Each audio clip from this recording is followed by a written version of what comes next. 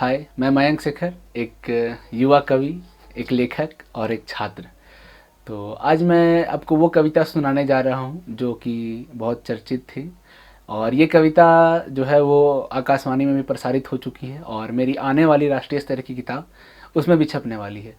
तो ये जो मेरी कविता है वो मैंने 2 पक्षों पर लिखा था, जिसका कि शीर्षक है हर लड़का गलत नहीं होता और हर लड़की सही नहीं होती।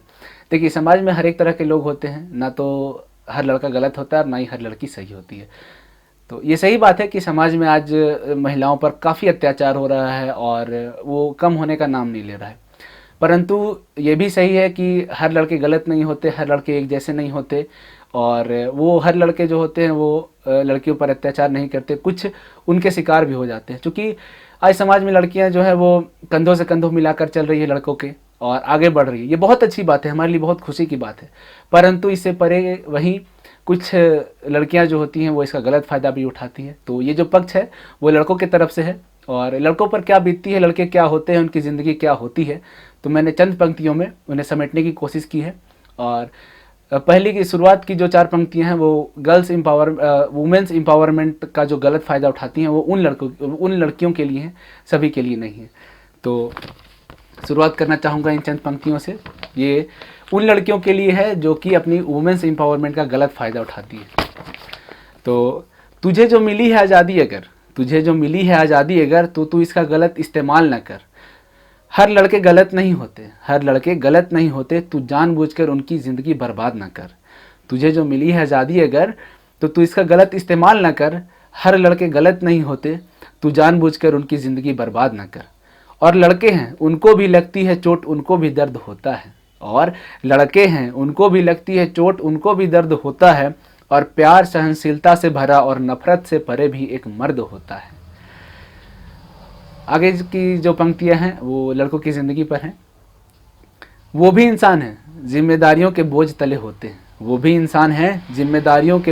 होते हैं। चेहरे पर मुस्कान रखकर अंदर ही अंदर रोते हैं। तू इसे अपना खिलौना न समझ माटी का। ये लड़के हैं जो सभी के लिए जीते हैं। घर की जिम्मेदारियां और समाज का ताना भी वो उठाते हैं। किसी से कुछ न कह पाते हैं, अपने जज्बातों को अपने अंदर ही दबाते हैं। और आ भी गई अगर कभी आफत तो खुद ही सामना कर जाते हैं। सही होते हुए भी अक्सर वो ही अपना सिर झुकाते हैं। पैदा होते ही उनके सर पर बोझ आ जाती है। घर के लिए अपने सपनों को भी पीछे छोड़ जाते हैं। अपनी तमन्ना और अपनी ख्वाहिशों को दांतों तले दबा जाते हैं। पैदा होते ही उसके सर पर बोझ आ जाती है। घर के लिए अपने सपनों को भी पीछे छोड़ जाते हैं। अपनी तमन्ना और ख्वाहिशों को दांतों तले दबा जाते हैं। तुझे क्या पता वो अपने अंदर कितना दर्द छुपाते हैं। ये लड़के हैं साहब, अपना सब कुछ न्यौछावर करके भी मुस्कुराते हैं। चाहते हैं जिसे दिल से चाहते हैं। ये वो बातें हैं जो लड़के कभी बाहर नहीं निकाल पाते हैं, ठीक है। चाहते हैं जिसे दिल से चाहते हैं, पर इन्हें जताना नहीं आता।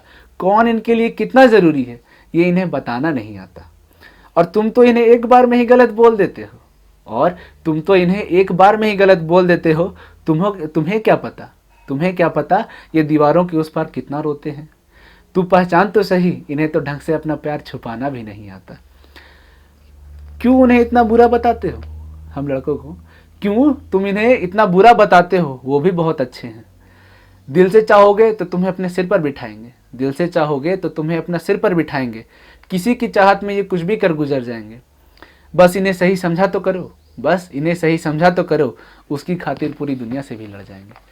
तो ये थी मेरी कविता का एक पक्ष जो कि लड़कों पर था। और मैं अंत में यही कहना चाहूँगा कि ये लड़कों की ज़िंदगी की हकीकत है। तो कृपया मैं सभी से गुजारिश करना चाहूँगा कि उनकी भी ज़िंदगी को आसान ना लें। वो भी बहुत सफ़र करते हैं, बहुत झेलते हैं, और वो भी अत्याचार के शिकार होते हैं। धन्यवाद।